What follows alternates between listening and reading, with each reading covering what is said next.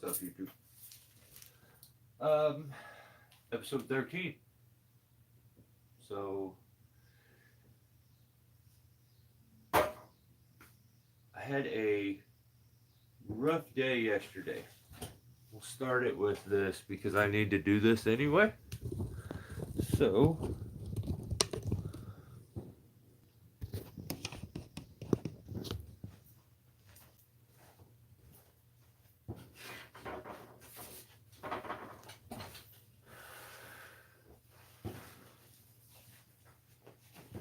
I rarely use this rope. It's mainly just for big rigging. Jeffrey Green, Billy, how are you guys? Sorry for being late. Story of my life. So yesterday I found myself in this extremely dead, rotten sweet gum tree. And sweet gum is definitely not a strong tree. They're pretty brittle, pretty weak, especially when they have ended their life. So I wondered why this one was so rough because it did have some green kind of patches to it. And I recorded all this, so there would be footage of all of it. There would be videos. But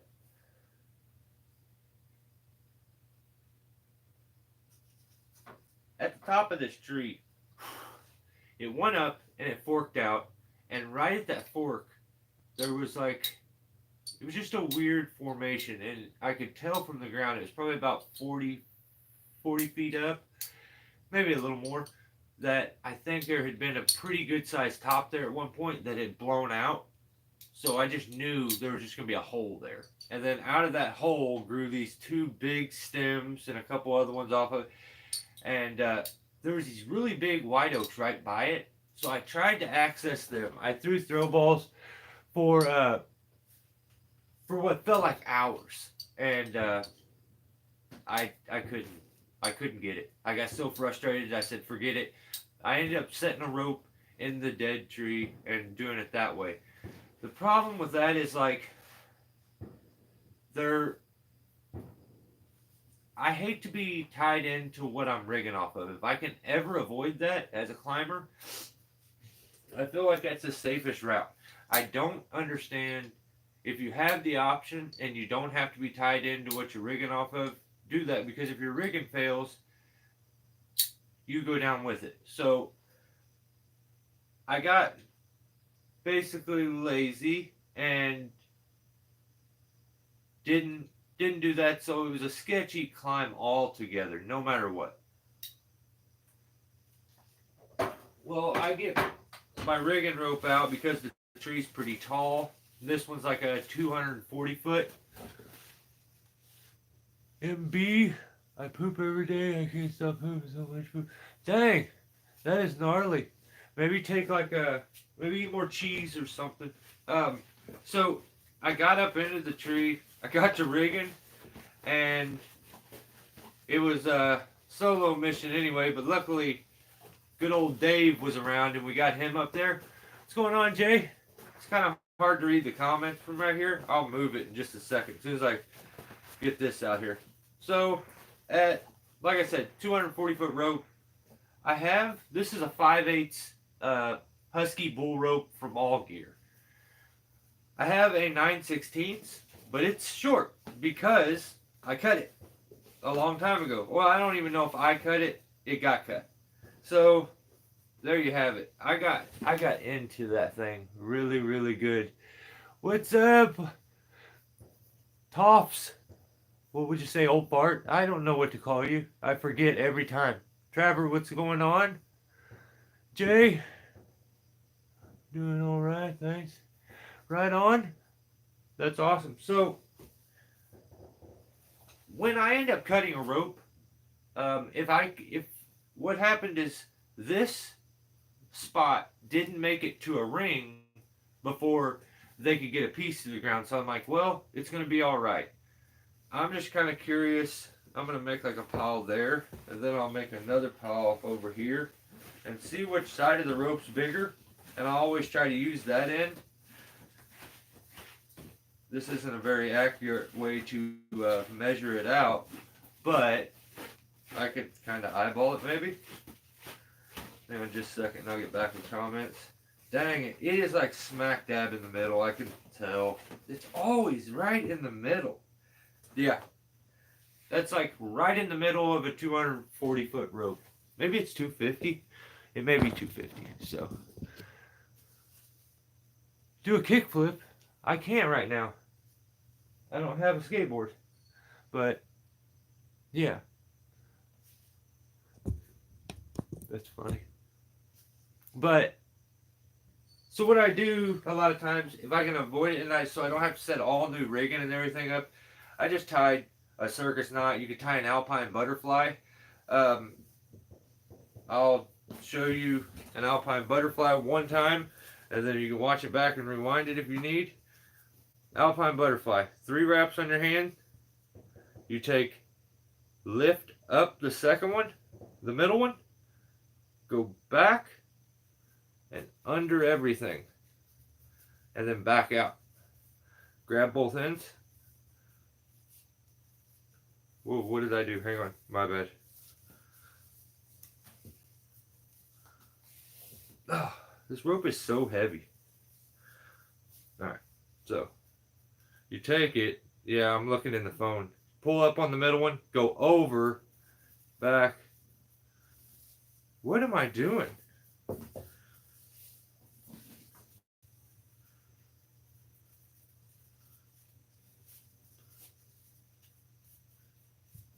Have I lost my mind today? I swear, I feel like I'm losing my mind.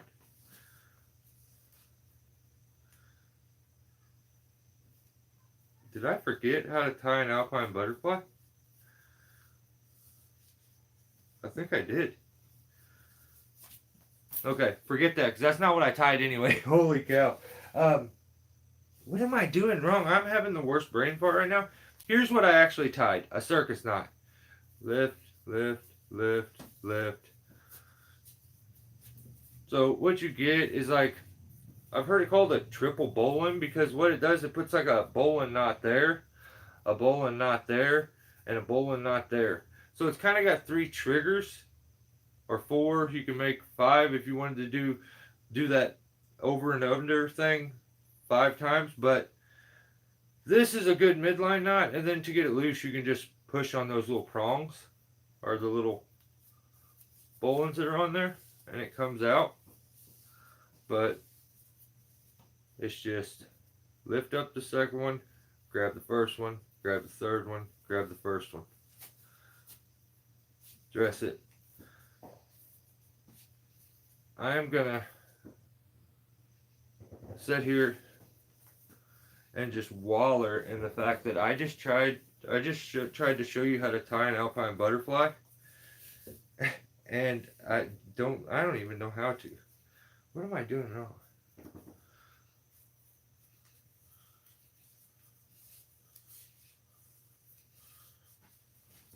There it is. Okay.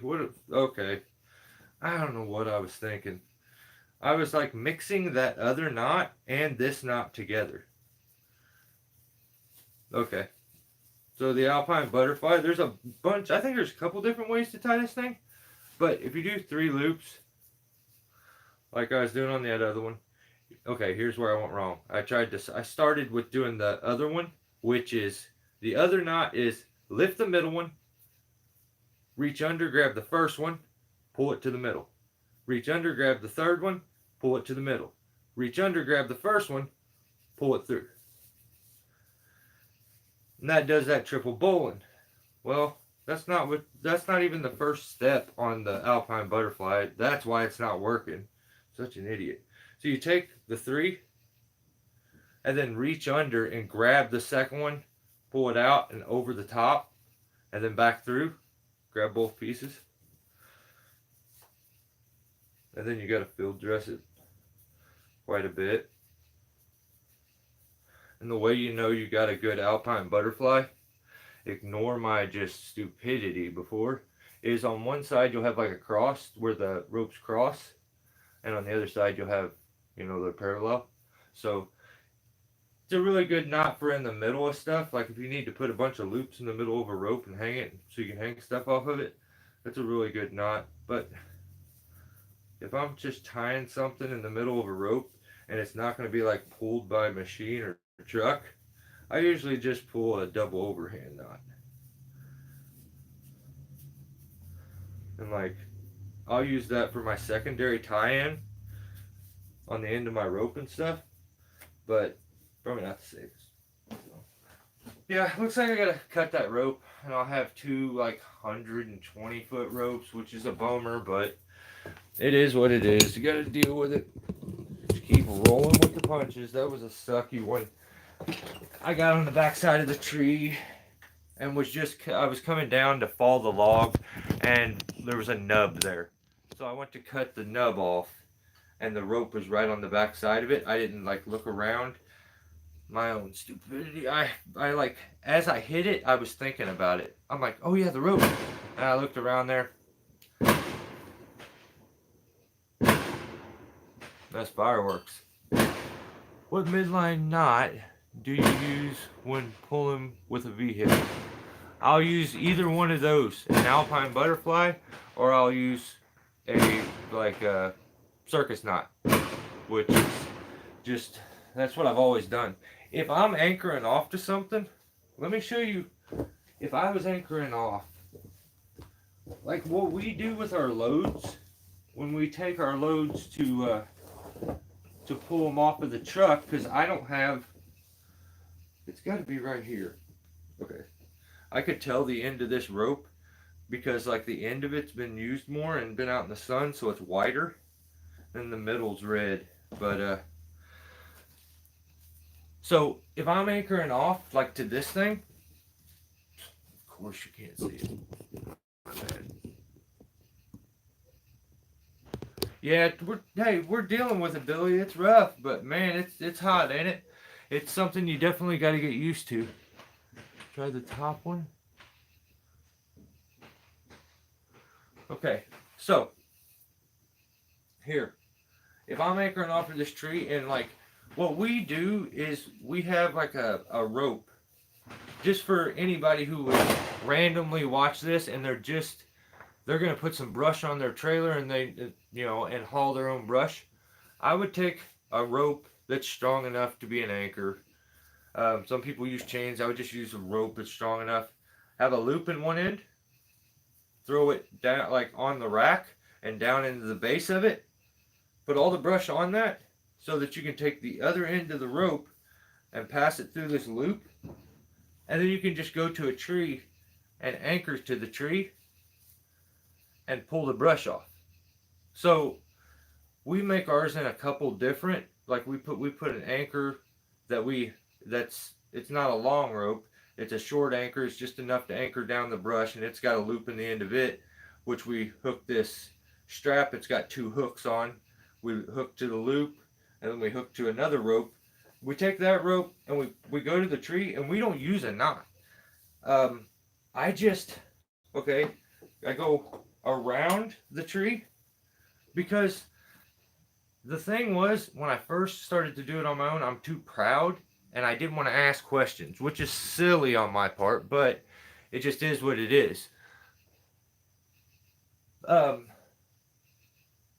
So I would pull the brush off, and the rope would be so tight, I would have to cut my rope every time.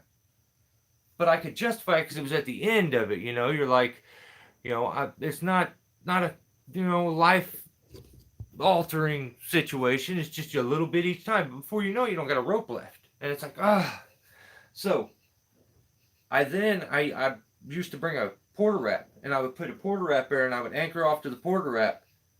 But you don't have to do that. What we do, we go up and around the tree, and then we go over, like say this rope's going off to be anchored.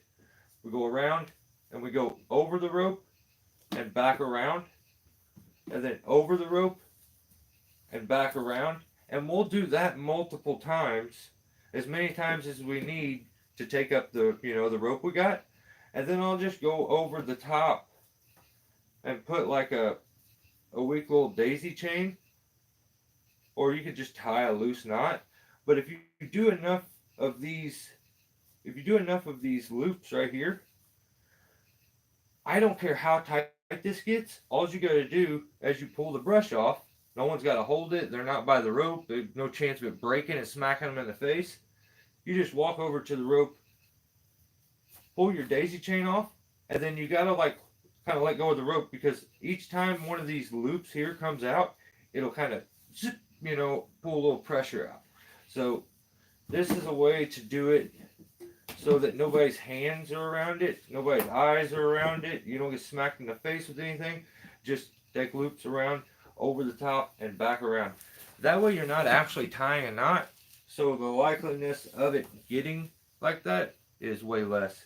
Or you could just take a bunch of wraps, I guess, if you wanted, but that way I like better, because it tensions in a couple different ways. It like locks one of them loops, and then it locks the next one as it starts to get even tighter, until it's stretched the rope enough that it can let it off. And then usually your daisy chain is pretty loose. The reason I use that daisy chain is because you can yank on it and let go of it. There's been times where that rope has a ton of pressure on it, and when you let go of it, it's it comes around the tree. But yeah, you just kind of got to watch out for it. Triple digits is too much for me. Okay. Yeah, I agree. It's ridiculous out there, isn't it? I'm gonna show you my favorite. Well, I'll show you a couple, and then that'll be my tip. That was actually, I should just leave that, but I'll show you anyway. I like this knot for rigging. I use a big clip, and I keep this usually on my bag.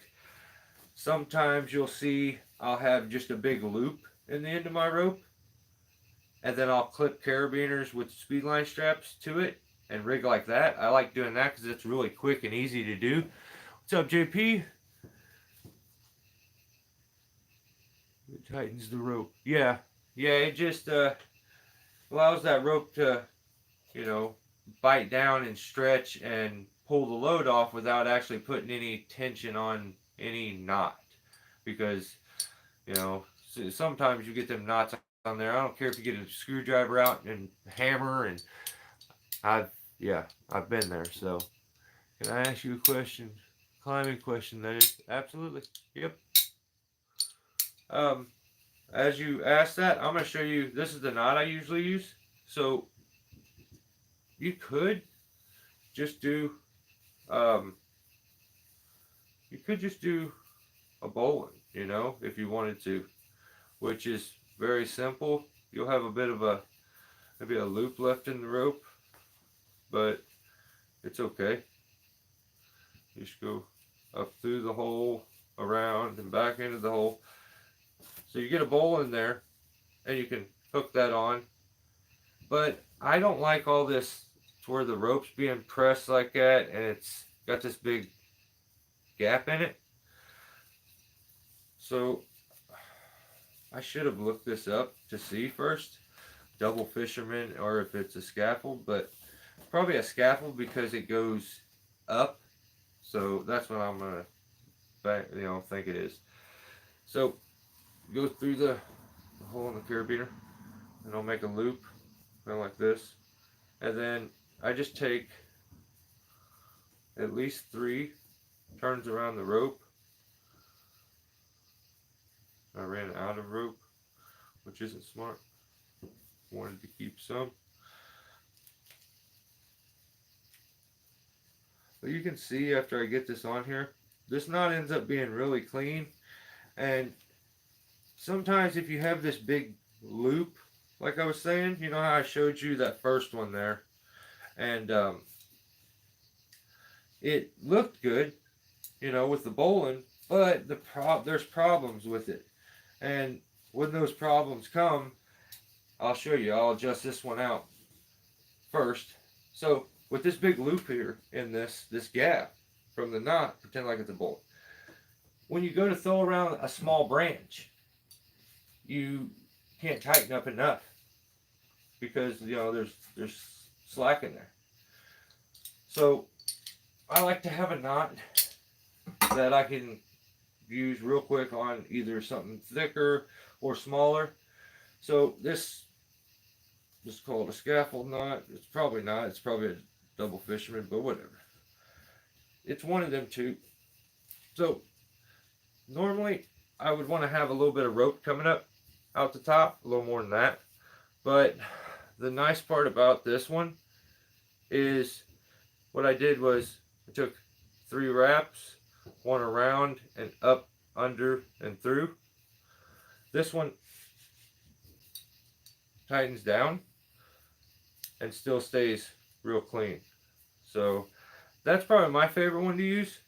Now, if I'm using a beaner clip, when I get into doing like some bigger wood, I'm always gonna, instead of just clipping straight just one piece, if there's no stop or a crotch or something, I'm gonna take 2 wraps usually.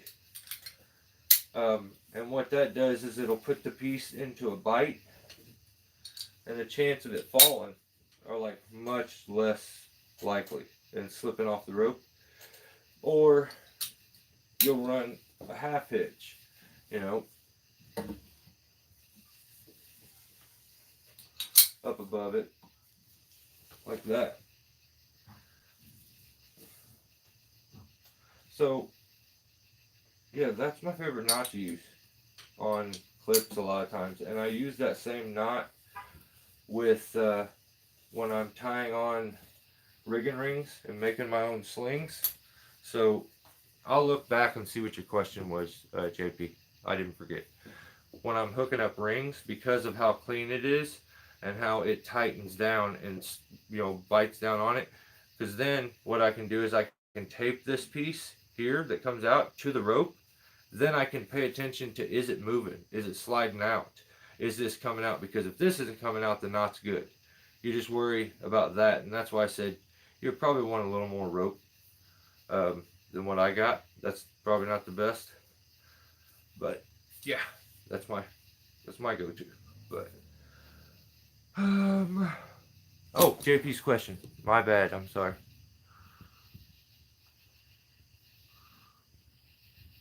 Okay. Don't forget to thumbs up, everyone. I appreciate you, Jay. Thank you. With rigging, what is your preference? GRCS, Notch Porter Wrap, Buckingham Porter, or the other tools to lower? I use a GB bollard, and it is a bollard made by a guy who is a real good, like, he's helped the channel immensely.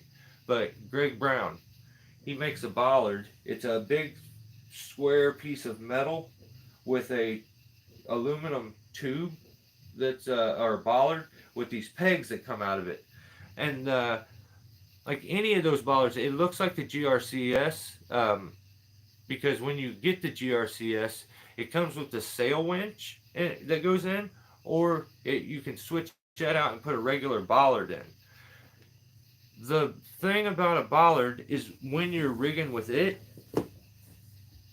you're not going to end up with those coils where the rope gets real twisted up and it gets stuck in the rope, like, or rope gets stuck in the rope. Come on, man. But it gets all twisted up and it gets stuck in the porter wrap as it goes through, or you gets, you know, it can grab someone's hand and stuff. I worry about that all the time. But a porter wrap takes nice clean turns, and yeah, I feel like you can be much more precise with it.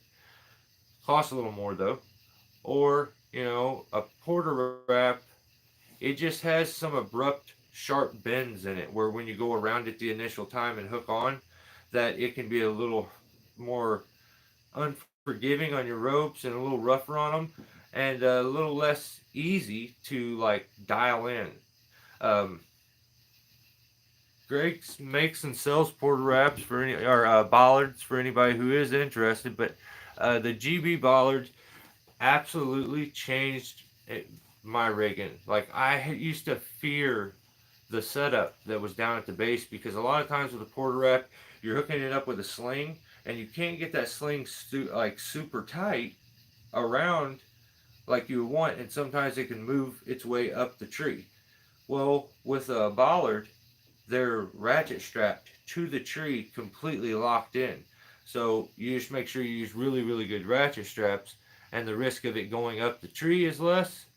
Um, and also, I think the Hobbs is most of there's porter wraps and there's bollards. There's a bunch of different kinds of bollards. I just prefer the GB one because Greg gave it to me as a gift, and personally,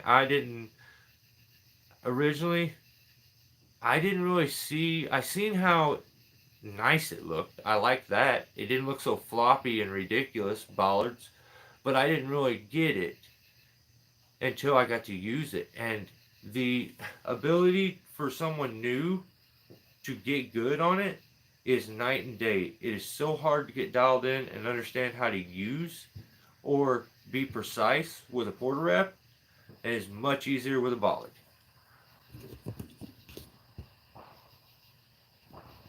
I'm a teen. I'm having been climbing for a few years. Just my first wrap today. Just got my first porter. Well, yeah, use the porter wrap though. It's just a little harder to get dialed in because of the way they set up. With a porter wrap, what you're doing a lot of times as the rope's coming down, you're doing that where you double the rope and you go in and back around that first pin, and then when it comes back and it gets right there, a lot of times guys can go. I don't know why they do it, but they go against that and they go to wrap it. Um, but remembering how to double the rope, go through the square piece to the back around that first pin, and then start wrapping, and make sure that you're wrapping the way the rope's coming out, like back. Keep the rotation going, because some guys will go against that first, and it puts the rope in a pinch there, and it's just not good. So with a bollard, the rope's coming straight down, and it's just taking consecutive uh, turns on a tube. So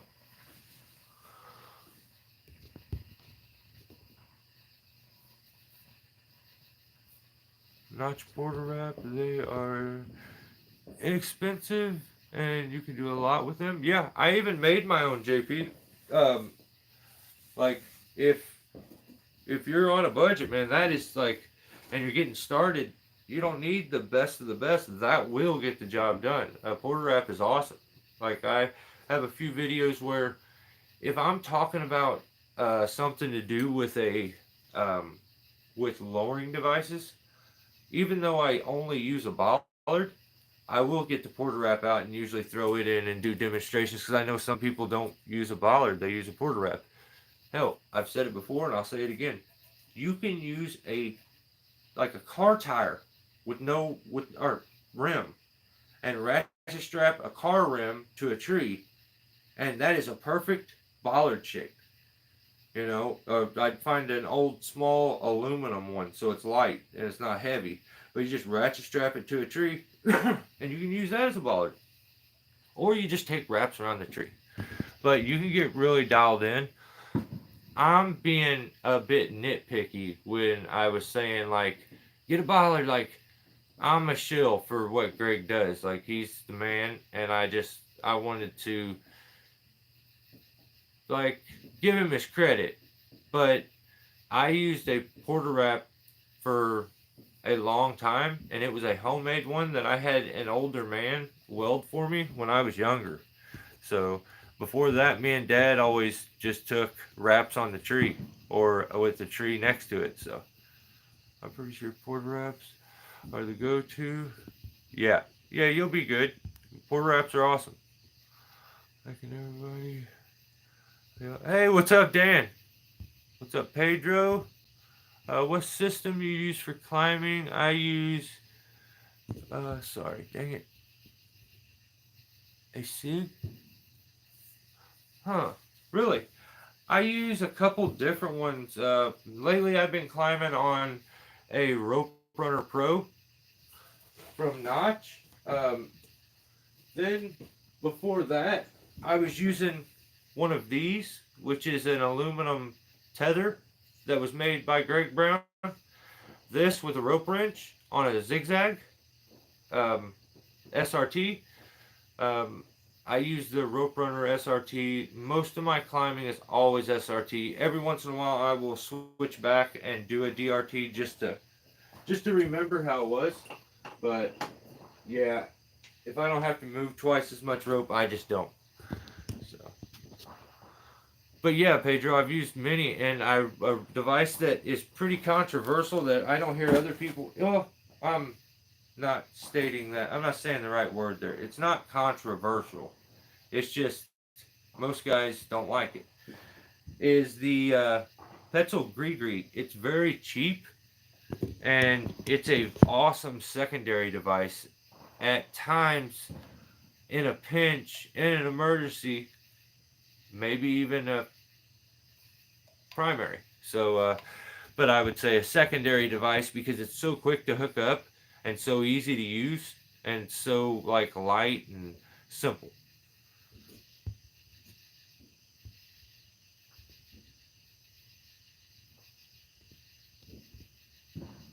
Man, I hope I'm not too far behind on comments. Whoa, is there really 63 people here? No, there's not. Okay. Samson 5/8 and 3/4. Um, yeah, I think I'm gonna. Dang, man, I don't have.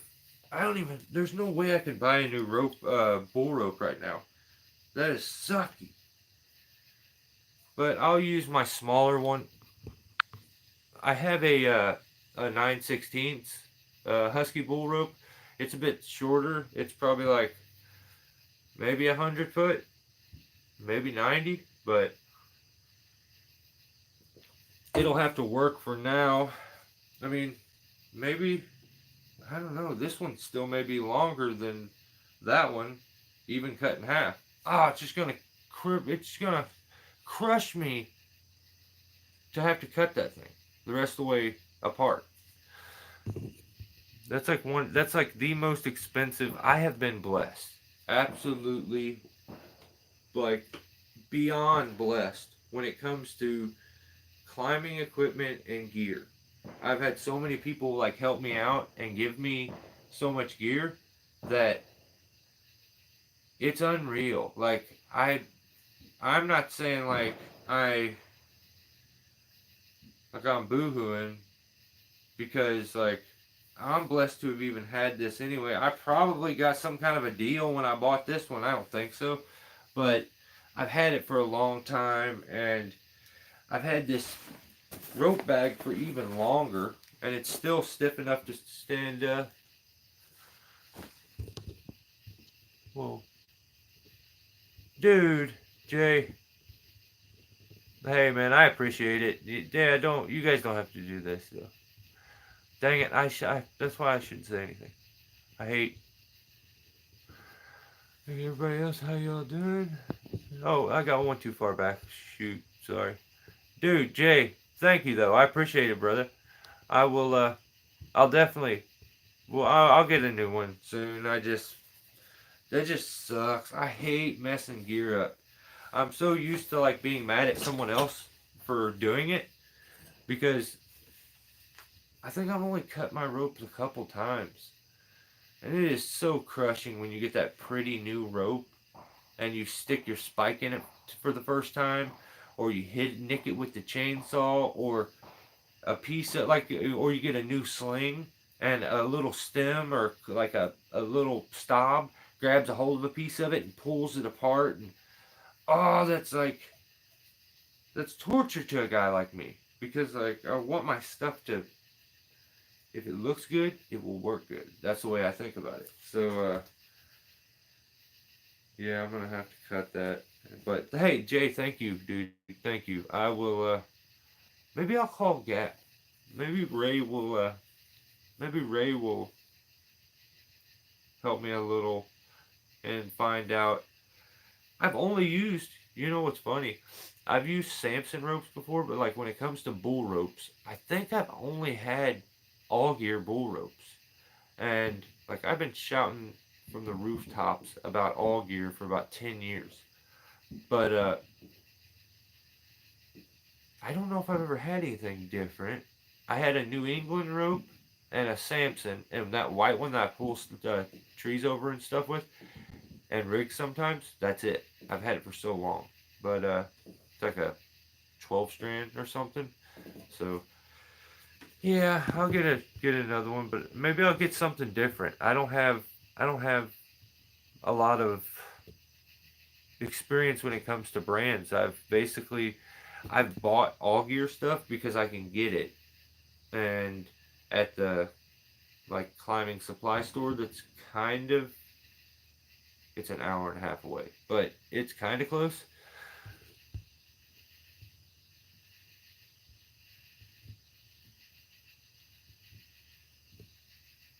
How could I get a hold of me? You can email me, uh, Beckett at Gmail. It's BeauFBeckett at Gmail. Or if you have Ground Pounder's number, or some of us have our numbers already, I'll get it to you somehow, Jay. Um, Also, now you know what, I'm gonna stop boo-hooing about my mistake that I should have to just suffer with. And I got a guy like Jay throwing money at me already to fix the problem. Thank you, man. I am not inappreciative. I am just,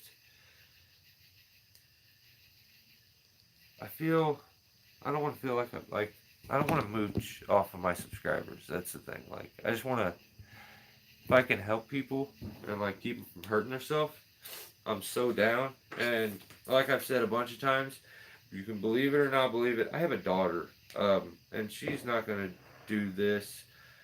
Jake is the only guy I've ran into, um, that really I felt like may have the potential to be able to do the climbing. But yeah, I don't have anybody to give my knowledge away to, or to like help with it. So a lot of times that's what YouTube is for me. And plus, I can just document some of the limber, crazy, gnarly stuff I've done before in life, and be able to maybe look back on it one day. And like I said, if it's helping people at the same time, or entertaining, that's really cool too. So let's do some news, like what was going on this week. Um, what rig line are you currently running? Okay. Like what brand? It's all gear. So I think I said that, but Samson is top notch. 68 rifles.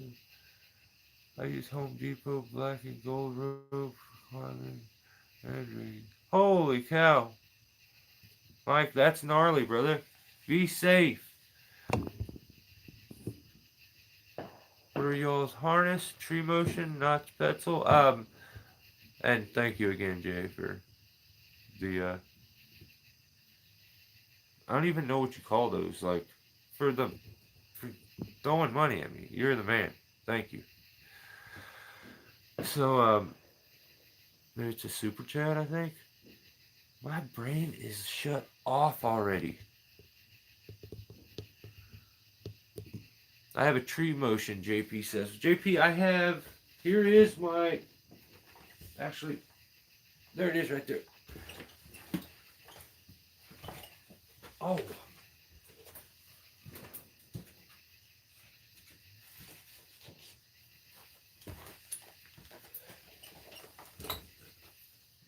So, actually, I'll give you my opinion on this saddle too, straight up. I absolutely love this saddle. I was not gonna, if I didn't like it, I was gonna be straight up. So I was sent this saddle to demo when it first came out from Gap Arbor Supply. So it has, you know, here, this is what we'll do. So it has a, let's do this. There's an adjustable waist belt that's got these ISC clips. They're really, really nice. I like them. It's got a pretty small, like the bridge I wasn't the biggest fan of originally. So let me show you. The bridge there. It's very small looking. So what I did is I put another bridge on mine. I had to I had to make something to hold a chainsaw because it doesn't have a normal chainsaw clip. So you can see in the picture they put like those transporters from Rock Exotica, maybe. No, those are, I don't even know what kind those are. But there's a couple different kinds. I made my own. It has a ton of accessory spots on it, but it's a really, really, really nice saddle. It's the Weaver Stratus. Super light, super rigid. Um, Crazy adjustability. It has so many like loopholes where you can put extra clips, and it even has them. It even has them down here on the leg straps. You see these here? So it's a really, really nice saddle, and I absolutely love it. It's so easy to put on. I run it with some 4-strap suspenders, but right over here was my saddle before that, JP, which is the Cougar Weaver right here. I ran some 3-straps, but my suspenders both times on my saddles. I've actually just got my suspenders from a hardware store, from Lowe's one time, I think, and then Menards the other time. So $15, and I use them. They've worked great, but I would suggest whatever saddle you use, try some suspenders, and have the weight more. It'll help, especially when you're new climbing, because it'll displace the weight from the saddle and stuff like more throughout your body as you're climbing. Having that weight on your hips can be rough sometimes. So I really like how, you know, a set of suspenders helps, especially if you start hanging a lot of tools and stuff off you or a bigger saw. It really gets to pulling on your hips. So yeah, but I absolutely love that Weaver Stratus. It is. I would say it. I don't see how you couldn't like it. What I actually did with mine though, it was so adjustable, but I told him the wrong size. I think I told him I'm like a medium when I would actually have been a small. But with it being a medium, or maybe I said even large, I had a lot of extra strap left over as I adjusted all them things out. So I actually adjusted it out, and then I sewed the leftover strap. I like overlapped it a bunch of times and sewed it together so it wasn't like hanging off. I need everything to be as streamlined as it can be. I don't want any spots where it can snag a hold of stuff, because there's nothing more disheartening than when you get set up and you're climbing and you're like, I'm about to do this swing. I'm going to jump off here. I'm going to swing over to there. You may even holler, hey guys, watch this. And then you jump and you got a speed line strap hanging off your hip that hooked onto a little stub. And you go out about 4 feet and then it gives you whiplash. And you look like an idiot. So I always want to adjust my stuff completely and then get it like locked in. So I actually sewed my straps all up and stuff, but it took me a little bit to adjust it out and get it exactly where I wanted. But I'm a guy who hates change, and there's some change that went on with that saddle. This saddle here, very small leg straps. I was used to that. Most saddles have more of a, curvy back, so it gets the back of the thigh more. But I think these are less likely to pinch your manhood. So I think they've kind of goofed a little bit sometimes when they try to widen the leg strap a little too much. You lose comfort other places. You sold your tree motion. Why? Easier to get in and out of. Right on, Jay. I get that. Being able to jump into thing and take it off, and it being comfortable as you're doing that, and I'm looking for as light as I can get too. So I see Squirrely John. What is up? How's your family? Everybody's doing well. That is awesome. That is awesome. Nate. A couple weeks ago, my papa and I tried to kick us out. That's not, well, sorry for that, buddy. That's not cool.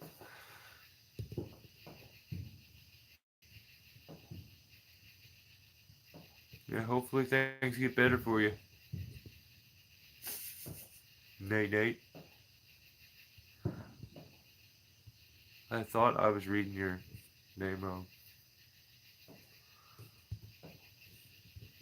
What climbing gear you use right now? I have Petzl gear. Is it good? Yeah, Petzl's really good. Greg, what is up? Greg's actually the guy that makes the bollard that I was talking about. So there he is. Um, what was we just talking about? What gear? Oh, I kind of have a hodgepodge of gear, man. I have a little bit of everything. Like my foot ascender that I like the most is a climbing technology. I've got old ones that are, yeah, I think I've given a lot of them away, but big bulky, like, look like bricks that go to your foot, the CMIs and stuff like that. So um, and then with my carabiners, I've got Rock Exotica, Petzl, mainly Rock Exotica and Petzl. I got a couple Eldred. Like I have an Eldred carabiner that has a gate in the middle, and it's like shaped like a Hershey's Kiss almost, instead of uh, instead of the pear shaped. So I like the gate. It's like three ways to lock, and I use it a lot of times when I was climbing on the zigzag SRT.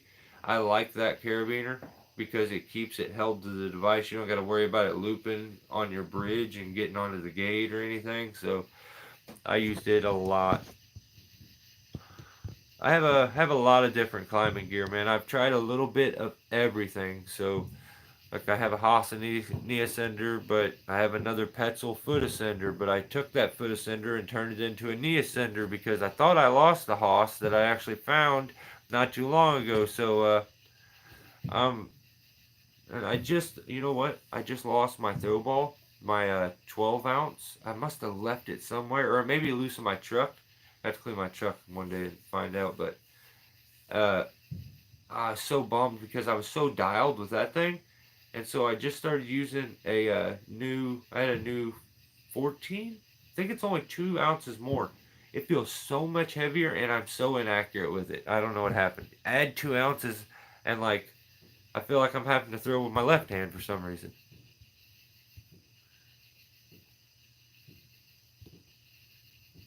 Rob Fox.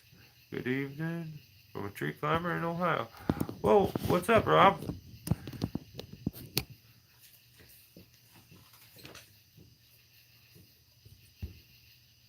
You're around a lot of, well, we cover some territory in this group. We're kind of all over. I have a notch foot ascender.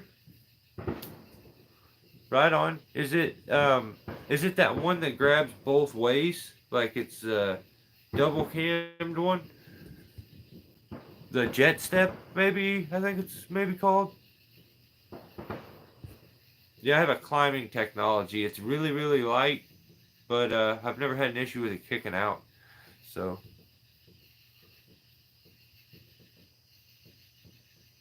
but I've heard that notch, Pedro. I've heard that notch is really cool. I've heard other people really kind of sing its praises. So, I've been doing tree service for 12 years, but climbing for 5 years.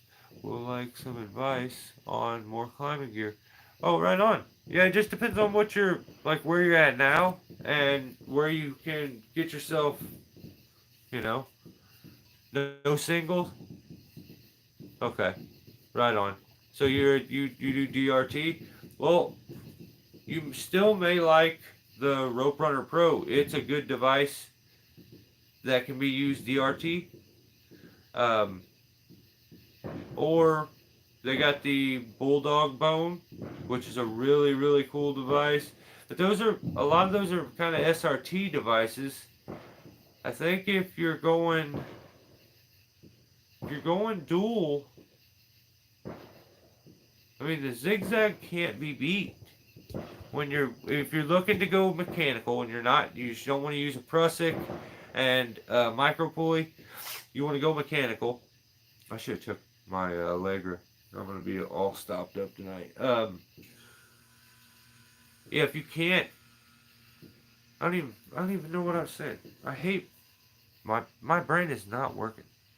Um, oh yeah, if you're going from using a Prussic and a micro pulley, and you're stepping up, or you're coming from using a Blake's hitch or a taut line, and you're moving up to a mechanical device, the zigzag is the smoothest transfer over. It's the easiest. It makes sense. You're doing the same DRT setup. It clips back to itself. So, Pedro, I would say, zigzag is really where it's at. The zig, you know what? The more I think about it, every time I say something, okay, the Rope Runner Pro that I use was given to me by Greg Brown. Like I said, you guys have, I feel shame sometimes when I think about how many people have like gifted me things and how absolutely like useful and almost crucial at times those things that they gave me were and how much they helped me. That's why I feel like I have to continuously keep YouTube rolling along. Like some of you guys, I can't get to you, so like this is my way to hang out with you and appreciate it. But Greg is the man, and the zigzag, yeah, that's what it was. That was a gift to me from DQ. No,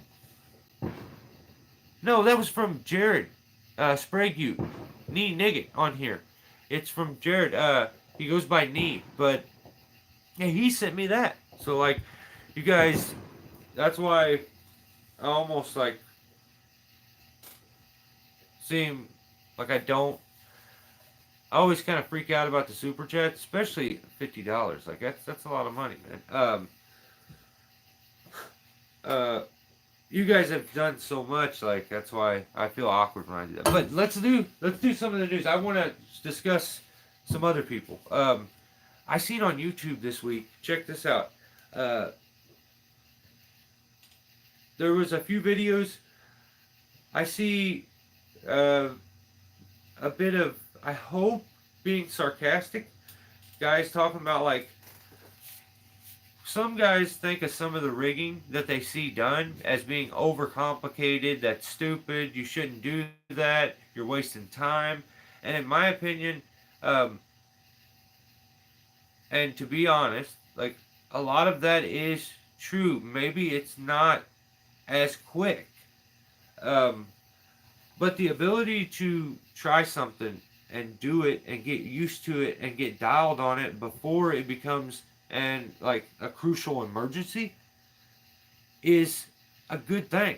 So like some of these times where you see these overcomplicated rigging setups, guys are trying these setups out sometimes to get some experience with them, because you don't want to get experience when it's an emergency.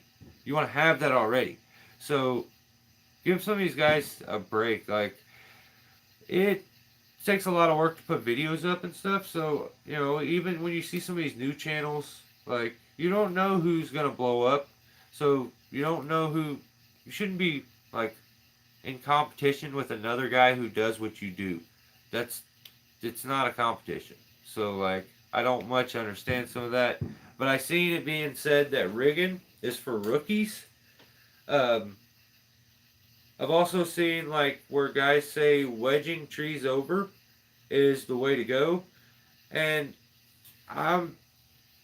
it can be very effective, and in some ways it may be what you choose to do because it's less equipment, less setup, and at times can be a bit faster. But Nowadays, you just set a rope with a throw ball, and you have control and command of the tree by being able to pull on it, which in my opinion is safer and less strenuous on the body than sitting there beating wedges. But I think you should try to, take a tree over with wedges sometimes so that you have that experience. Because what happens, you get stuck and you don't have your tree jack with you, or there's no truck to, tie off to, or a piece of equipment, and you gotta take a bit of a lean over. Um, you should try all these things out and like understand that maybe you're getting content maybe from somebody sometimes where that's what they're doing. They're just getting familiar with something. You gotta do it before you know how it works. So didn't really like that.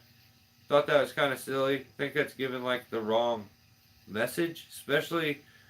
And these are a lot of times are from bigger channels, like way bigger than mine. So also, I seen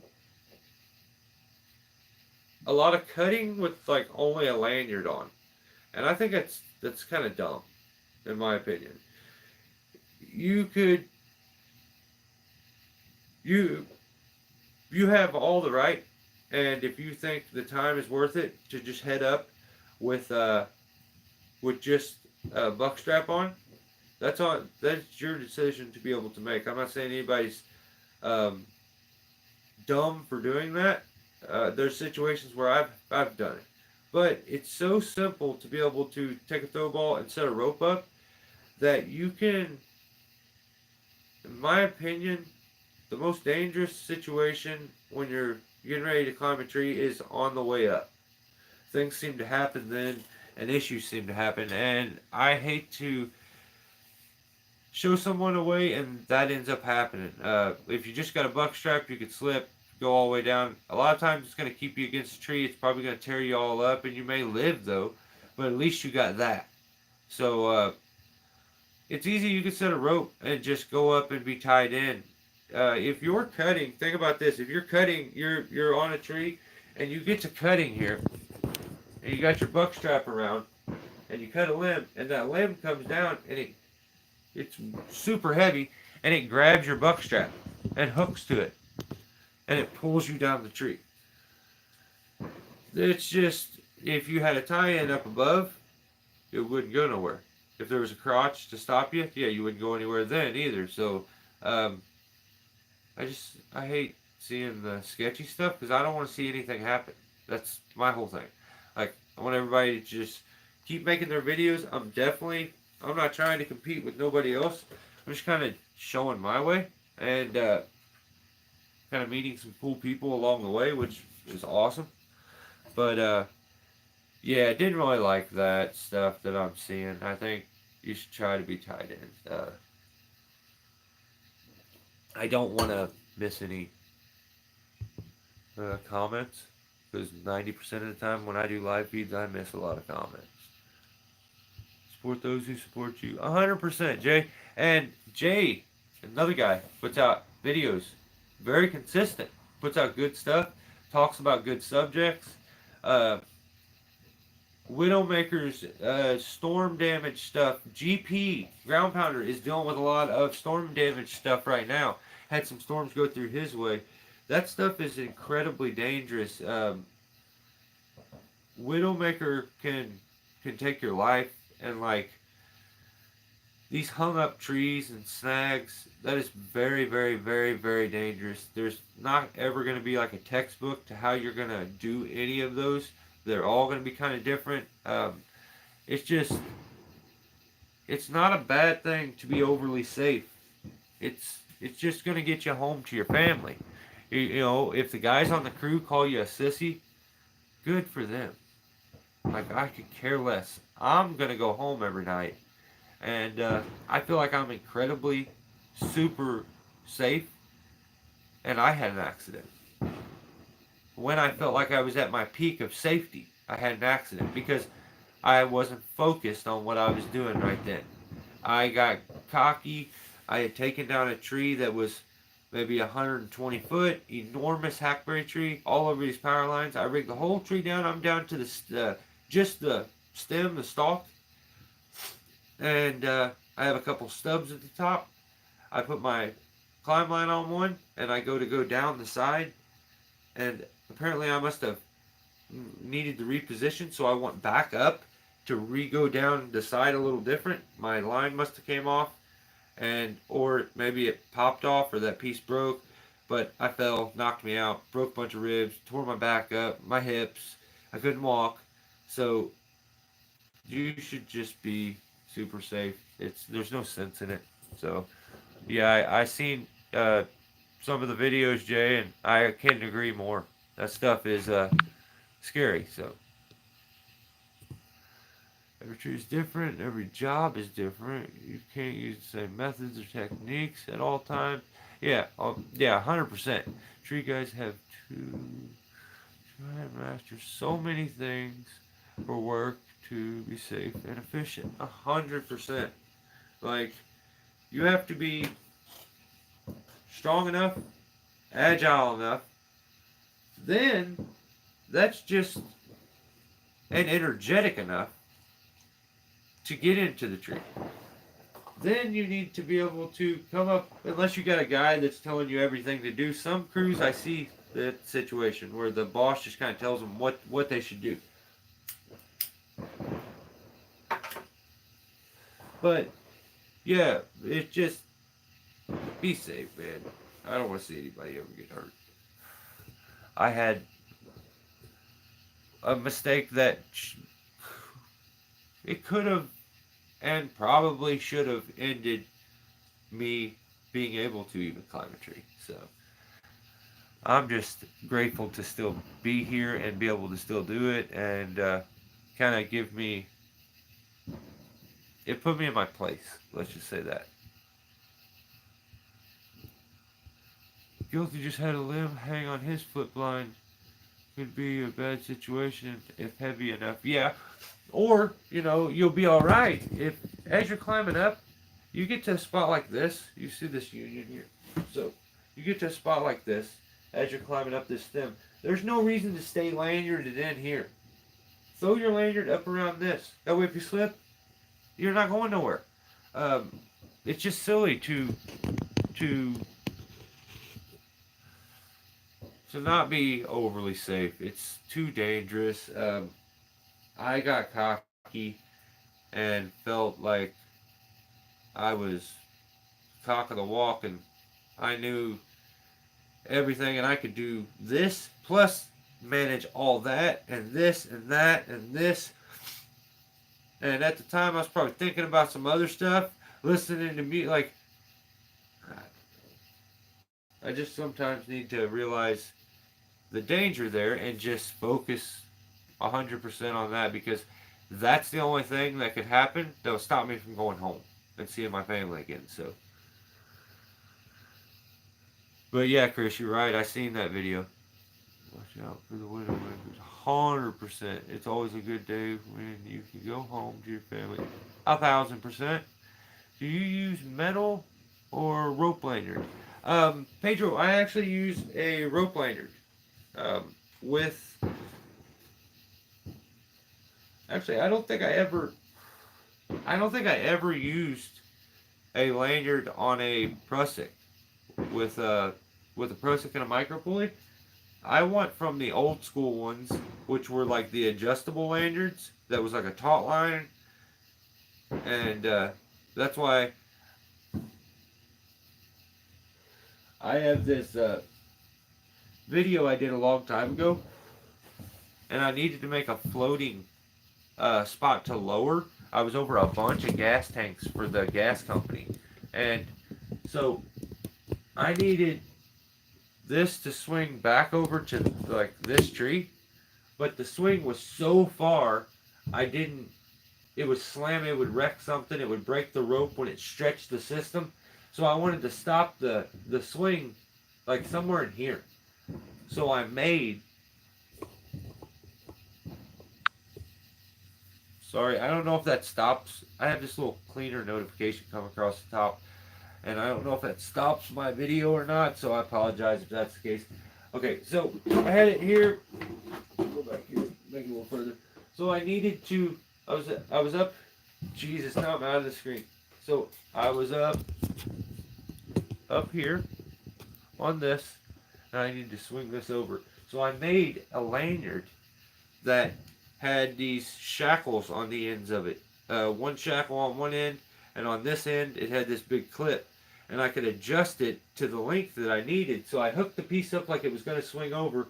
Then I went down here and I hooked a lanyard up, and I adjusted it out to where and I clipped it to the rope. That way when this fell, it went all the way there until this stopped it. And it was just a floating spot to lower. But yeah, that I remember that day, and I was able to. All I had was that chunk of rope, and I was like, something's got I got it. And that was before I had rigging rings and all kinds of stuff. So I thought I was something special that day. I thought I had just cracked the code, which I did, and I just figured out how to solve for most tree guys, a simple problem. 85% of our work is rigging. Yeah. Yeah, I would encourage people to understand angles and the way force can affect it when you change those angles. Like pulling on 1,000 pounds, if I dropped 1,000 pounds onto the if I dropped 1,000 pounds here and it just hung down, I dropped 1,000 pounds into this, it's likely to break this. If I hung the exact same amount of weight off this, even if they were the same size, it's not going to break this one, because you're going to get, instead of a bunch of downward force and tension like pressing this against, because of this angle, it changes all that weight.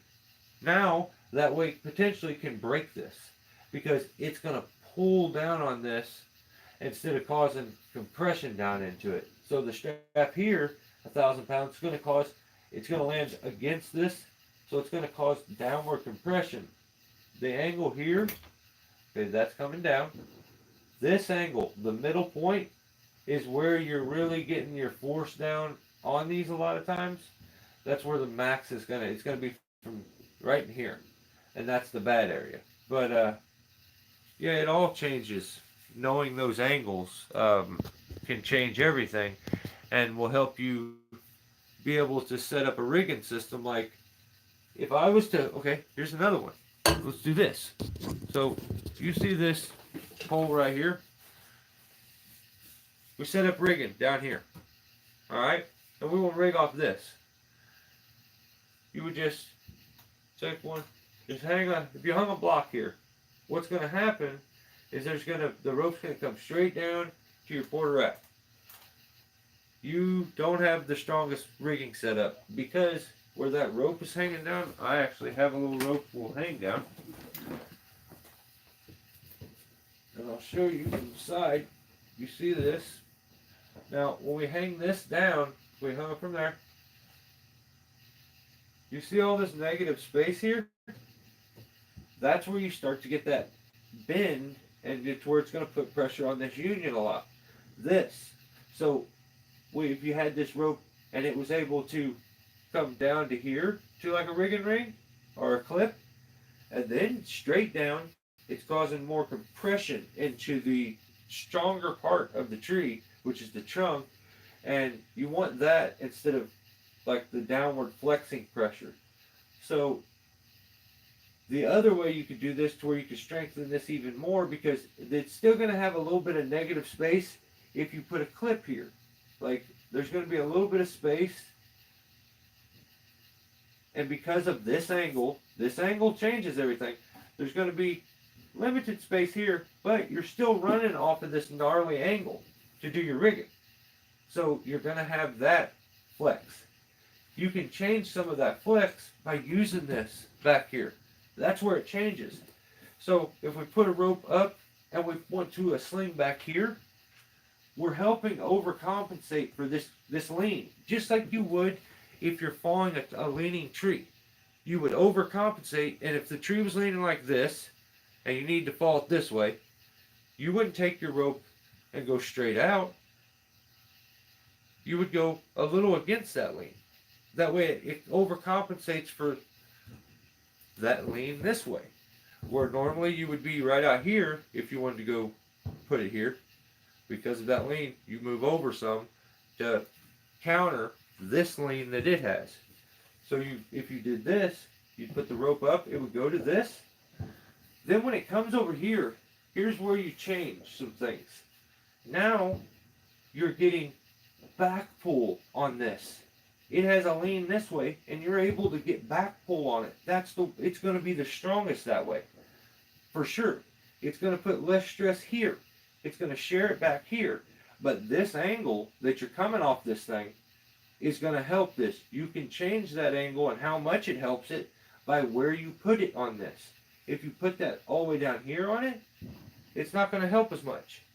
But the further up this stem you put it, and even possibly going above it in height, is going to cause backward pressure, because when the weight drops, these are going to come together. It's going to cause compression down into it and a little back pull as opposed to downward pull, which you don't want. You'll get separation. They're going to come together. So my recommendation, because of this lean and this angle, I would almost use that same angle to cause the perfect amount of compression here. So that would be, for me, would probably be somewhere in there. So now I have about the same angle that this thing is running off of. And I'm going to cause a lot of good compression. Depending on the weight, I may lift it a little higher to get some more back pull, because it's going to have a lot of downward weight no matter what. So, but yeah, being able to share the load will change the way you can rig. I was just yesterday, I was taking down that sweet gum. I had some logs in it about like this. I'd say 10 or 12 foot long, and I rigged them off of a stem that was only about that big. So in size and weight comparison, that shouldn't even be possible. But because of the way the rigging was set up and the way I was able to share the load and the stress throughout the tree, it was possible.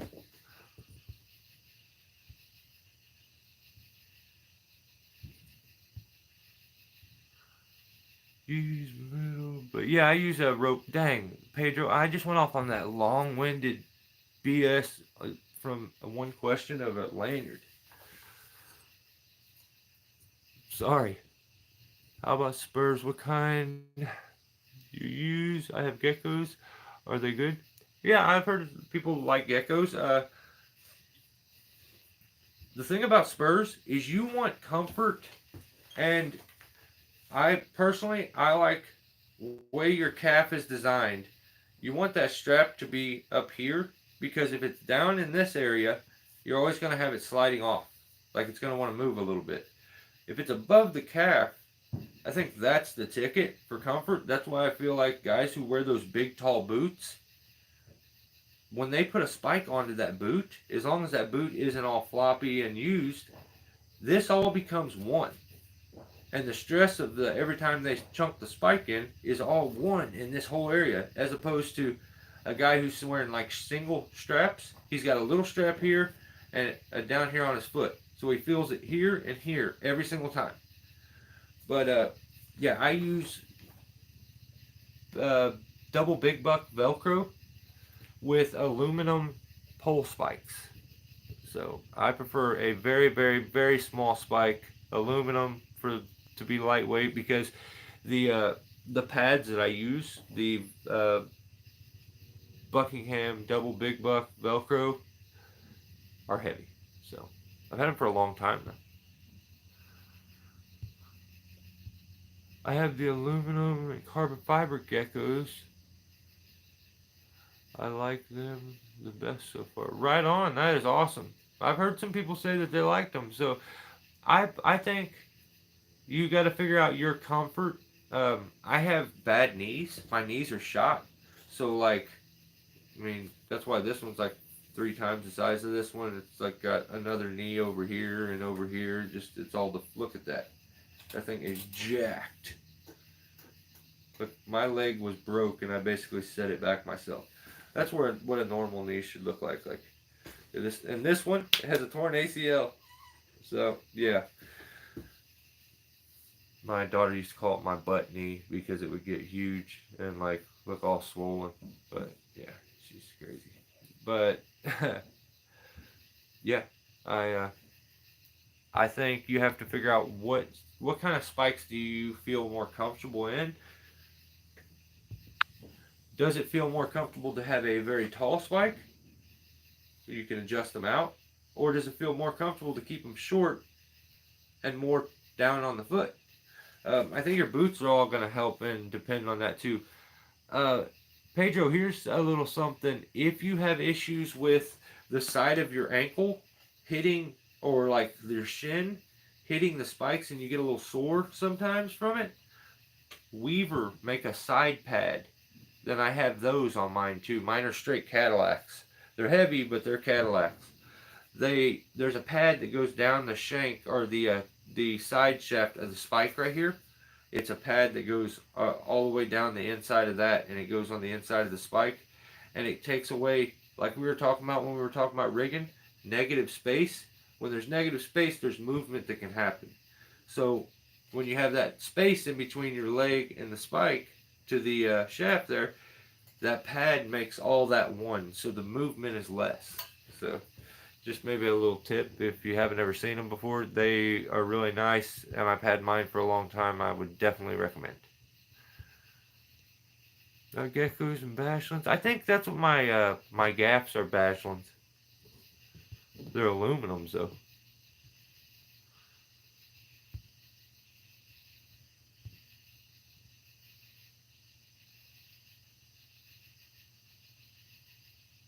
See, you have Arbor Pro boots. Okay, so my opinion, if you're a guy that's going to wear spikes, I would go with a climbing boot. Not these boots that they come out with now that guys buy, these Arb Pros, and I've seen a bunch of different brands. They're really, really, really nice for rope walking, and they're designed for that. But the issue is those boots are not designed to go onto a spike. A lot of times they don't have a big enough heel. Like, actually, don't I have a pair of boots on here? Yeah. These boots actually were featured on Carolina's page for a while. Actually, I think I have a few different photos on their page. But let me show you. So the reason this boot is for climbing with spikes is there's a metal shank in here that goes across where your spike goes. So that's not going to hurt your foot. It's going to end up breaking the sole eventually, and then you get pain in the arch of your foot. When you have a steel shank there, you don't end up with that pain. So you want the shank in the middle. You want a big heel because the spike goes back against this heel. And then you just want a tough enough leather that when you pull the straps down, don't feel like it's cutting off circulation to your foot. These are very old. I mean, I wore them down to where they don't even have soles anymore. But I think I cut them. Yeah, I think I got a hole in them. Cut them at one point. But yeah. Yeah, I really put them to the test. But I think I bought these at like a Northern Tool Supply. These were probably my favorite climbing boots I've ever owned. So, yeah, they were cheaper than 90% of them, which is really, really nice because I'm not a guy that's got a bunch of money. So a lot of my decision making factors in money always. So like if you don't have it to where you can just spend whatever, I try to help and at least give that option, the cost effective way. But I had some Red Wings. Actually, I think Greg had some West Coast or something. I can't even remember. Maybe they were Red Wings, actually. I can't remember, though. They were really expensive, nice boots. And he sent them to me and they didn't fit. Like apparently they didn't fit right for him, and then he sent them to me, shipped them all the way to me, and then they didn't fit me. I get my foot in, but they were so tight, like barely on my toes, and I was like, oh dang it. I thought, well, what I'll do is I'll soak them, and then I'll get my foot into it, and it'll kind of soften them up a little bit, and I'll wear them wet for a little while, see if I can get it to mold to my feet, because it was that close. But what ended up happening is Jake ended up needing a pair of boots, and he didn't. He's got like 3 kids. He's a young guy, and he's getting himself together and getting things figured out. And he was working with me. He would show up with like tennis shoes. So Greg actually helped him too. So Tanner Warner. Now, in just a second, I want to make sure I don't skip over anybody's comments, but good climbing boots are very important for comfort. Yeah, 100%. And those Arbtex make good boots for climbing. Yeah, those boots are designed for doing spurless a lot of times. Having the comfort that you'll feel having a steel shank in the foot and a big heel for that spike not to be able to move, it ends up it's night and day. And that stiff boot, if you could have somewhat of a stiffer leather boot, it keeps everything from having movement, and those spikes end up fitting, and it's like a boot. Everything's in like its own like cast almost. So the as they get used and the leather gets worn in, you start to feel less of that comfort. That's where you get those pads. You start to add a bit of cushion. My spikes and pads I've had for so long now that I actually carry these really wide ace bandages, and I will, like it's just the right size, I will take my boot and I'll wear bigger socks always, and I fold the sock down over the boot. I take and I wrap those ace bandages around very loose on my calf a bunch of times until I get enough there to cause a good cushion. Then I pull the sock up over the top of it so it holds it in place, and then I don't end up with any kind of sores or anything from rubbing on my spikes, because like one of my spikes is actually bent. It got like cut somehow from something and ran over, so it's got a bend in it, so it like presses into my leg. But the bend actually helps with my bow-leggedness that I have, like when I climb. So I don't know. I should deal with it. No problem, Pedro. Mine have a good heel there for climbing. Oh, that's awesome. Yeah, a good heel is where it's at. Those steel shanks in there to stop the spurs from being uncomfortable, and hurting the arch of your foot is a big deal too. So I have the same ones. Last about a year and a half. Yeah, yeah, I would say I may have got a couple years out of those actually. But what and I was working so many days that when and like these ignorant hours, I would actually, my guys just asked me the other day when they seen me after I just finished climbing the tree. They're like, no house shoes? I used to bring my house shoes and I would take my boots off instantly after I got done. And I think that's why my boots would last me so long, because I wasn't wearing them except for climbing for the most part. And that's why until I even look at this. See this? Every climber, because you have spikes here, your boot will start to have a slant. And you walk on the side of your foot because you don't want the spike. Like, especially if you get up onto a roof or something. So a lot of times with big tree spikes, as you're walking, they'll click, click, click and hit the ground, and they'll like dull the point. But to overcompensate for that, you'll walk a little bit on the sides of your foot, and then you end up with one side of your heel wearing out for the other one. Longer boots are real good, Billy. Yeah, there's I know some guys that after they've had those and wore those big tall boots for climbing, they won't wear anything else. They say it's like night and day, the comfort. So I don't know. It seemed like it would be very hot though to me. That's some Red Wings, but I got rid of them. Yeah, Red Wings seem pretty good though. They're like 160. Yeah, I think that's about what I paid. No, actually, that was quite a long time ago. It's probably 6 years ago. So I think I got them for like $110 or something. I may have caught them on sale. Yeah, I remember it was right at like $100. So I got them for a pretty good deal when I got them. But yeah, 160 is not bad. You can buy a pair of tennis shoes, you almost spend that now. So depending on what shoes you get. Oh, shoes, seats for climbing gear. I could imagine, man. Yeah, yeah. Some guys are so good with keeping up with things, and I used to think that I was, but I don't know what happened. Like I let everything build up to where like, and now I'm trying to like do it little by little, but I just like took time off and spaced out maybe after my accident and just focused on getting back to it to see if I could still do it. And yeah, just kind of let everything fall apart. I hate having so many saws in here that have issues that I haven't even got a chance to get to. This one, more than anything, kills me to be sitting here. The Steel 200. But, oh, another thing. No one gave me their left a comment.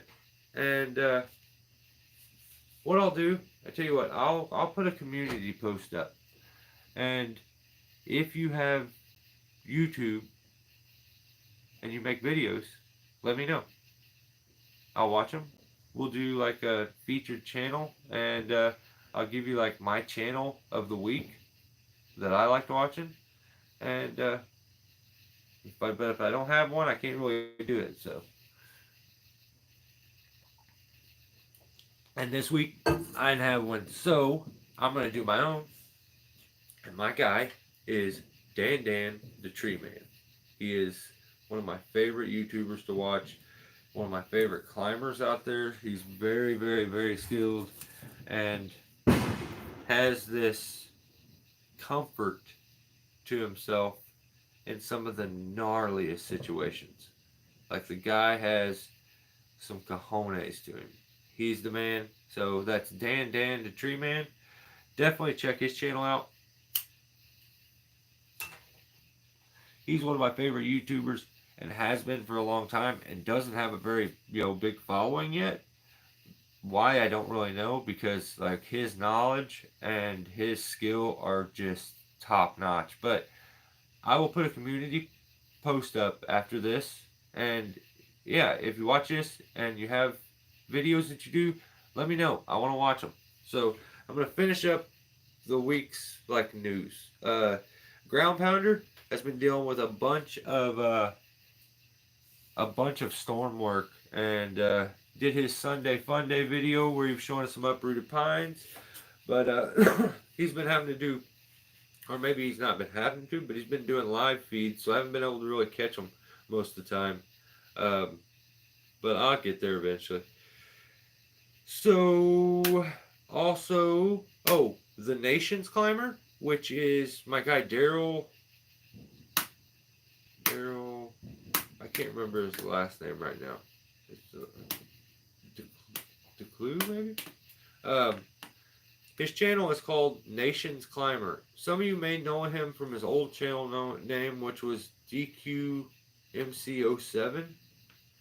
But really good tree climber. Good guy. He put out How Bad Is Bad in Tree Work. And the tree was dead with a cable. So we're going to come back to that because I have one thing that I want to discuss, which is my last video. And then after that, we're going to call it quits. But the crack in the tree and why I couldn't fall the tree because of where that crack was at, I'll explain at the end of this. Jeff Schroeder, his channel is Daryl McHugh. Yeah, it's something. I thought it was, yeah. I can't remember his last name, but Daryl's an awesome guy. So, Jeff put out a video just right before we did this live, I think. Apparently he's not the biggest fan of electric saws. I can dig that. I think we're very similar. Jeff is doing this big giveaway. He's always doing giveaways with the Axis, so you guys check Jeff out. He's a really good guy. Works with August sometimes, and he's just a good tree climber in general. But he also has this desire, and like, he loves axes. He makes axes. He's made me probably one of my favorite axes I'll ever have in my life. I could never find a jersey pattern because of where I live. He seemed to read my mind, sent me an axe, and that's what it was. My dream axe. So, and I never told anybody what my dream axe was, and he sent it to me. So, check out Jeff. That's Jeff Schroeder. So, August put out the Supreme Cut Supreme Court video where he's talking about the homeless and stuff in his town, and they're having to deal with that and the parks, and did some cool tree work. He explained that and did a video. What was that? Felling a tree partially against the lean. So that's what I was saying. When a tree has a lean, you overcompensate a little bit. And I think in that video he explains that. And he's really good at explaining stuff, much better than I am. So Peter Shea, another really good tree channel. Broken Tree Ready to Fall, and it was a gnarly tree that he got into. Just came in and kick some butt, and but really good video. Check that out. The video is called Broken Tree Ready to Fall. That's Peter Shea. Dan, like I said, that is the featured channel. Dan the Tree Man. He is doing he just put out a pine removal extra crispy. I got partway into it and I was doing so much other stuff I stopped. I couldn't. I'm like, I need to watch this. I love Dan's videos. So I haven't got to finish Dan's so far. Gnarly tree, like always with Dan. Poplar Mechanic put out a good video. Biggest tree I've ever removed. And then also, let's see. Oh yeah, Jay put out a lot of good videos. When I say Jay, I mean J306 right there. Hang on just a second. Let me catch up on a few comments. Oh, no problem, Pedro. That's what I'm here for, man. That's why I think people don't realize, like, when I say leave a comment, like, I'll help you. I don't. There's no shame in my game. I'm no longer like the best of the best of the best. Like, I know, like, there are guys out there that are gonna fly by me and make me look like I'm incompetent eventually. So yeah, maybe I can earn a little respect along the way. So I did enough time just killing myself and grinding. So Dan is super cool, Dan K. He's got a good name too, huh? Thanks, Jay. Yeah, I like it too. General Q. Yeah. Jack of all trees, he's a cool guy. Oh yeah. Yep. Yeah, I watch there's another YouTube channel I just found, JLM Trees. Yeah, he's pretty good. I like his. But Jay put out dropping hazardous trees, and he talked about the Widowmaker stuff. All really good stuff. And like I said, Jay puts out very consistent content. So if you're somebody who wants more tree cutting stuff and you like that, and you want somebody who stays steadier than me, Jay's getting her done. And he's growing his channel right now, and he's just a good guy. So you give him a sub. It's J306. So Jack of all trees does put out some pretty good stuff. I like. Have you been to California? Been in California taking big redwoods. I was there twice and I was kind of scared they're huge. Oh, I imagine, man. I can imagine. So, a lot of times, there's just, you'll never see like huge tree. I do enormous tree. Like, I know where our trees sit.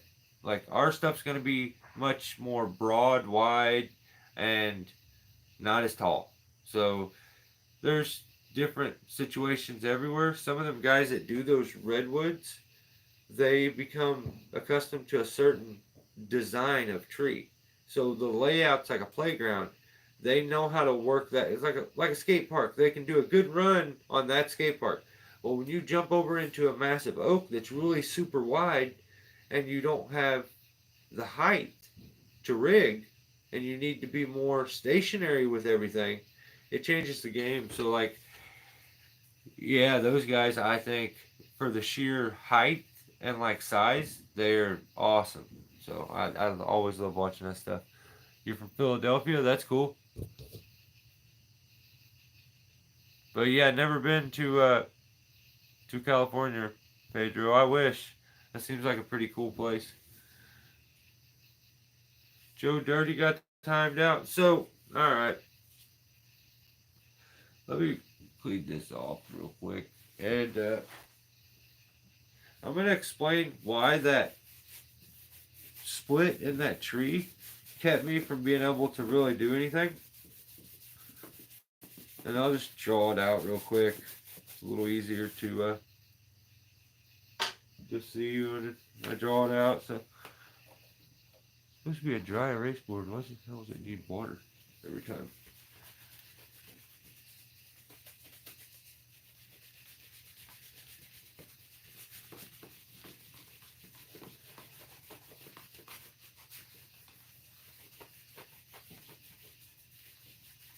Jeez, it is the worst dry erase board. Okay, so the tree was like,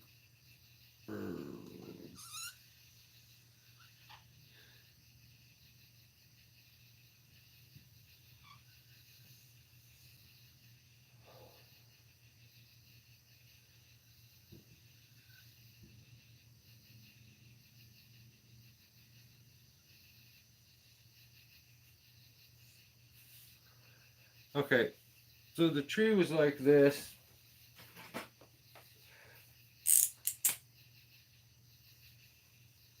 Give it a base.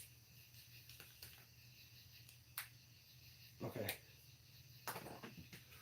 The tree was like this. And this section over here was completely rotten. Completely gone. You could tell it was hollow. So I wanted, okay, and also, let me draw the rest of that out. There was a fence back here that I needed to watch out for.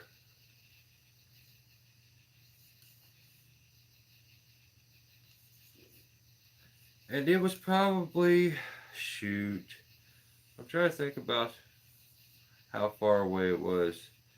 Probably 40 foot, 30 foot maybe. Not enough.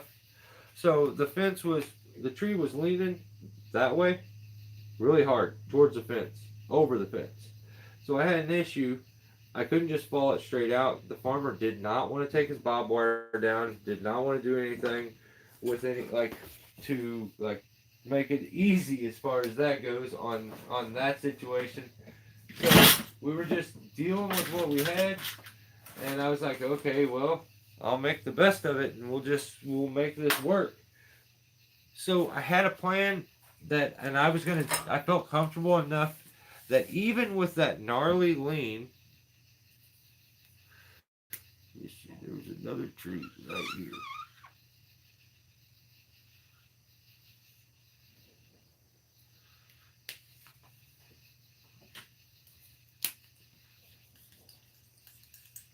Okay. So there's another tree right off to the side, back behind it, closer to the fence over here. But I felt like I could take the whole tree that way. The problem was I didn't inspect the tree good enough. There was a hole right down here. It looked like a little gnome home where the tree had grown around these like rocks that was there. And there was like creeks all around it. The roots I didn't really trust. So it had like this weird hole there. So I knew it was hollow. And I didn't look close enough. and I couldn't really tell because there was no signs of it until I set my rope and I got to looking. Why does the red not want to work? Stupid. It had this gnarly crack going down it. And of course it got wider at the base, and you could see into it pretty good. It damn near went up the whole thing. I didn't see that. So I'm like, shoot, I want to fall it this way.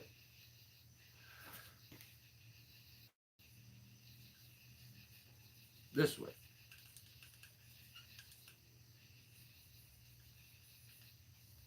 Okay. So I would go and I would put my notch here. Here's where the problem comes in. I would cut a notch and look where that crack was at. If I would start to go cutting through this, what would happen is the tree would want to split with all the force that we're going to put on it, pulling on it, all that lean out that way. It was going to start to come over. It was going to barber chair and rip the tree completely in half. I was probably going to get pinched. This back weight, I was more than likely, I was just going to fall this thing by itself the other direction. So I didn't have all that back weight. But when I went to fall this whole thing, that crack was going to split in two as I was coming through here. As soon as I got to about right there, this was going to barber chair. So because I needed to put a notch in there, I didn't want to bypass it and do a notch. So it just limited to where if this crack was going the other direction, I would have felt it. I don't mind falling these things. Like, okay, if we were going to fall it that way. But we had, if we were going to fall it the way we want, but the crack was on the front to this side, going through sideways. Like the crack went through this way and up. I would fall it because inside my notch, like, here's your notch.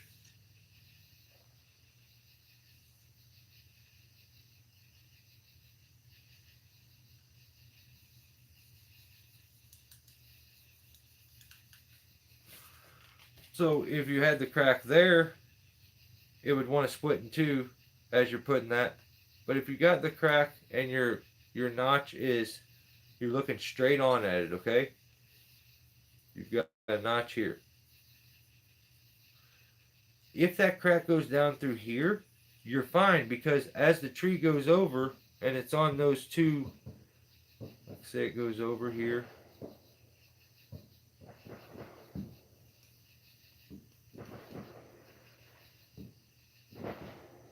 Or here, let's do this.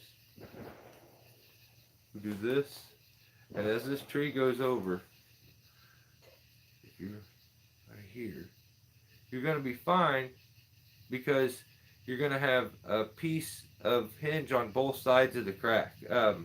It's a hard one to explain.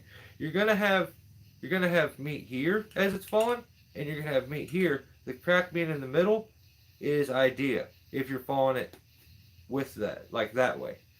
You don't want the crack to be, your cut's going to meet up with it in the same direction. Like, you want to be cutting the way the crack goes through the tree, almost.